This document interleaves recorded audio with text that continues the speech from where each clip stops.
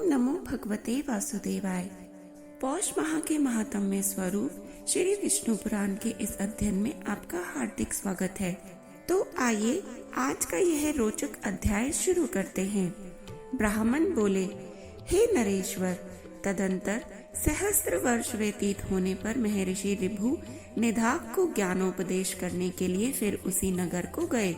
वहां पहुंचने पर उन्होंने देखा कि वहां का राजा बहुत सी सेना आदि के साथ बड़ी धूमधाम से नगर में प्रवेश कर रहा है और वन से कुशा तथा समीध लेकर आया हुआ महाभाग निधाग जनसमूह से हटकर भूखा प्यासा दूर खड़ा है।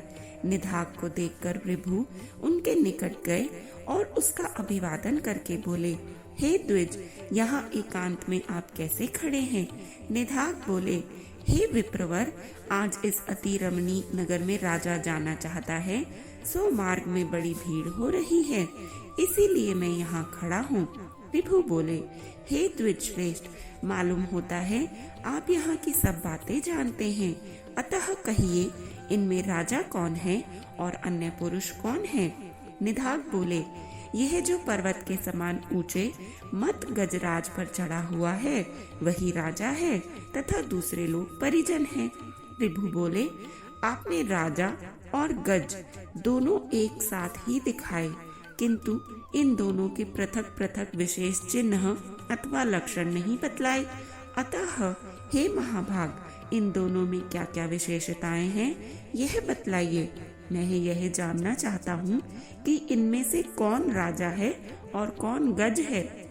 निधाग बोले, इनमें से जो नीचे है वह गज है और उसके ऊपर राजा है।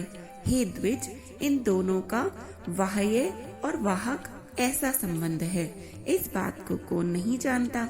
ऋभु बोले, ठीक है, किंतु हे ब्राह्मण, मुझे इस प्रकार समझाइए जिससे मैं यह जान सकूं कि नीचे इस शब्द का वाच्य क्या है और ऊपर किसे कहते हैं। ब्राह्मण ने कहा।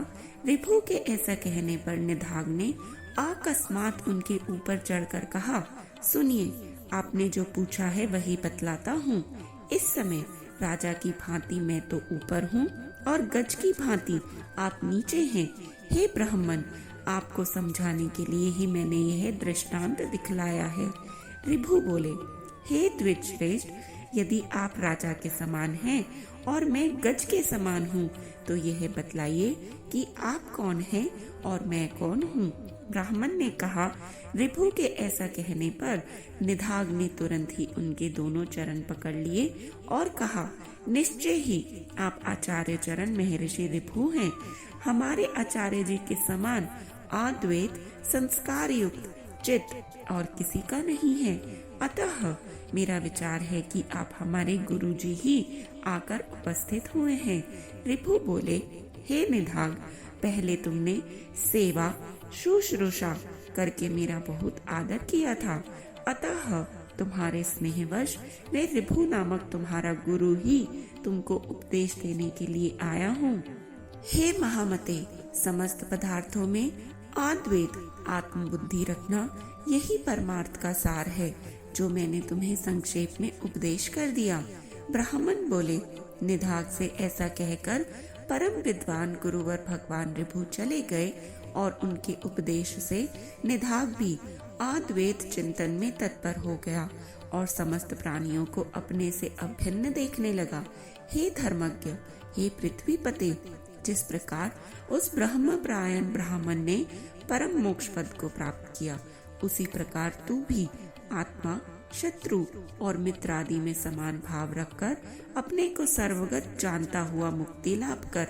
जिस प्रकार एक ही आकाश श्वेत, नील आदि भेदों वाला दिखाई देता है, उसी प्रकार भ्रांत दृष्टियों का एक ही आत्मा पृथक पृथक दिखता है।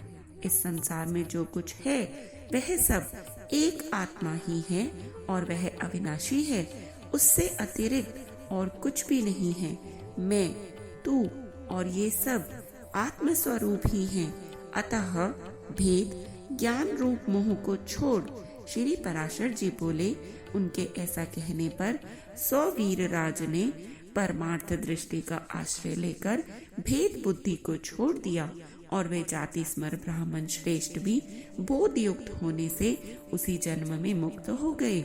इस प्रकार महाराज भरत के इतिहास के इस सारभूत वृतांत को जो पुरुष भक्ति पूर्वक कहता या सुनता है उसकी बुद्धि निर्मल हो जाती है, उसे कभी आत्मविस्मृति नहीं होती और वह जन्म जन्मांतर में मुक्ति की योग्यता प्राप्त कर लेता है।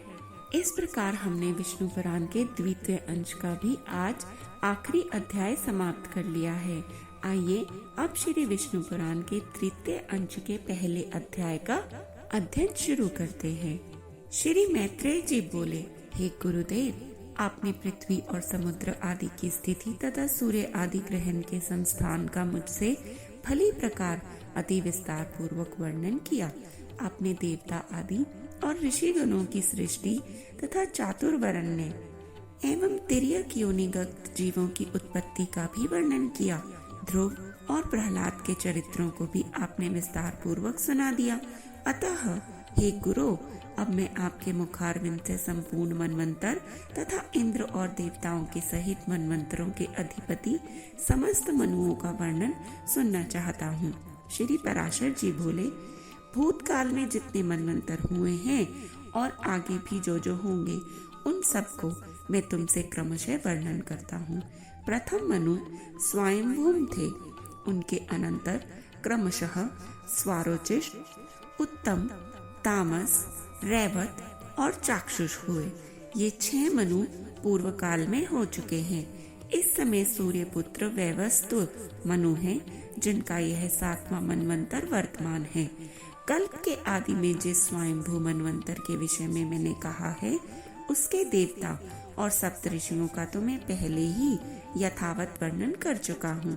अब आगे मैं स्वारोचिष मनु के मनवंतराधिकारी देवता, ऋषि और मनुपुत्रों का स्पष्टतया वर्णन करूंगा। हे मैत्रेय, स्वारोचिष मनवंतर में पारावत और तुष्टिगण देवता थे। महाबली विपश्चित देवराज इंद्र थे।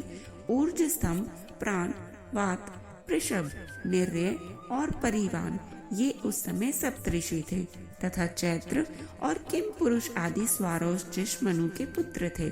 इस प्रकार तुमसे द्वितीय मनवंतर का वर्णन कर दिया। अब उत्तम मनवंतर का विवरण सुनो। हे ब्राह्मण, तीसरे मनवंतर में उत्तम नामक मनु और सुशांति नामक देवाधिपति इंद्र थे। उस समय सुधाम, सत्य, जप, प्रतर्दन और वशवर्ती ये 5 12 देवताओं के गण थे तथा वशिष्ठ जी के 7 पुत्र सप्तऋषिगण और अज, परशु एवं दीप्त आदि उत्तम मनु के पुत्र थे। तामस मनवंतर में सुपार, हरि, सत्य और सुधी ये 4 देवताओं के वर्ग थे और इनमें से प्रत्येक वर्ग में 27 देवगण थे। 100 अश्वमेध यज्ञ वाला राजा शिवी इंद्र था और उस समय जो सप्तऋषिगण थे उनके नाम मुझसे सुनो। ज्योतिधार्मा, पृथु, काव्य, चैत्र, अग्नि, वनक और पीवर ये उस समय मनवंतर के सप्तऋषि थे तथा नर, ख्याति, केतुरूप और जानुजंग आदि तामस मनु के महाबली पुत्र ही उस समय राज्य अधिकारी थे। हे मैत्रेय, 5वें मनवंतर में रैवत नामक मनु और विभु नामक इंद्र हुए तथा उस समय जो देवगण हुए उनके नाम सुनो। इस मनवंतर में 14 देवताओं के अमिताभ, भूत्रय, बैकुंठ और सुमेधा नामक गण थे। हे विप्रवर, इस रैवत मनवंतर में हिरण्य रोमा, वेदश्री, ऊर्ध्वबाहु, वेदबाहु, सुदामा, पर्जन्य और महामुनि ये 7 सप्तऋषि गण थे। हे मुनि सतम, उस समय रैवत मुनि के महावीरशाली पुत्र बलबंधु, संभाव्य और सत्यक आदि राजा थे। हे मैत्रेय, स्वारोचिष, उत्तम, तामस और रैवत ये 4 मनु राजा प्रियव्रत के वंशधर कहे जाते हैं। राजऋषि प्रियव्रत ने तपस्या द्वारा भगवान विष्णु की आराधना करके अपने वंश में उत्पन्न हुए इन 4 मनवंतराधिपों को प्राप्त किया था। छठे मनवंतर में चाक्षुष नामक मनु और मनोजव नामक इंद्र थे। उस समय जो देवगण थे उनके नाम सुनो। उस समय आप्य, प्रसूत, भव्य, पृथक और लेक, ये 5 प्रकार के महानुभाव देवगण वर्तमान थे और इनमें से प्रत्येक गण में 8-8 देवता थे। उस मनवंतर में सुमेधा, वीरजा, हविष्मान, उत्तम, मधु, अतिनामा और सहिष्णु, ये 7 सप्तऋषि थे तथा चाक्षुष के अति बलवान पुत्र उरु, पुरु और शतुद्मुन आदि राज्याधिकारी थे। हे विप्र, इस समय इस 7वें मनवंतर में सूर्य के पुत्र महातेजस्वी और बुद्धिमान श्राद्ध देव जी मनु हैं। हे महामुने, इस मनवंतर में आदित्य, वसु और रुद्र आदि देवगण हैं तथा पुरंदर नामक इंद्र हैं। इस समय वशिष्ठ, कश्यप, अत्रि, जमदग्नि, गौतम, विश्वामित्र और भारद्वाज, ये 7 सप्तऋषि हैं तथा वैवस्वत मनु के इक्ष्वाकु, नृग, धृष्ट, शर्याति, नरीशयंत, नाभाग, अरिष्ट, करुष और प्रसिद्ध, ये अत्यंत लोक प्रसिद्ध और धर्मात्मा 9 पुत्र हैं। समस्त मनमंत्रों में देव रूप से स्थित भगवान विष्णु की अनुपम और सत्व प्रधान शक्ति ही संसार की स्थिति में उसकी अधिष्ठात्री होती है। सबसे पहले स्वयंभू मनवंतर में मानस देव यज्ञ पुरुष उस विष्णु शक्ति के अंश से ही आकृति के गर्भ से उत्पन्न हुए थे। फिर सवारोचिष मनवंतर के उपस्थित होने पर वे मानस देव श्री अजित ही तुषित नामक देवगणों के साथ तुषिता से उत्पन्न हुए। फिर उत्तम मनवंतर में तुषित देव ही देव श्रेष्ठ सत्यगण के सहित सत्य रूप से सत्या के उदर से प्रकट हुए। तामस मनवंतर के प्राप्त होने पर वे हरि नाम देवगण के सहित हरि रूप से हरिया के गर्भ से उत्पन्न हुए। तत्पश्चात वे देव श्रेष्ठ हरि रैवत मनवंतर में तत्कालीन देवगण के सहित संभूति के उदर से प्रकट होकर मानस नाम से विख्यात हुए तथा चाक्षुष मनवंतर में वे पुरुषोत्तम भगवान वैकुंठ नामक देवगणों के सहित विकुंठा से उत्पन्न होकर वैकुंठ कहलाए।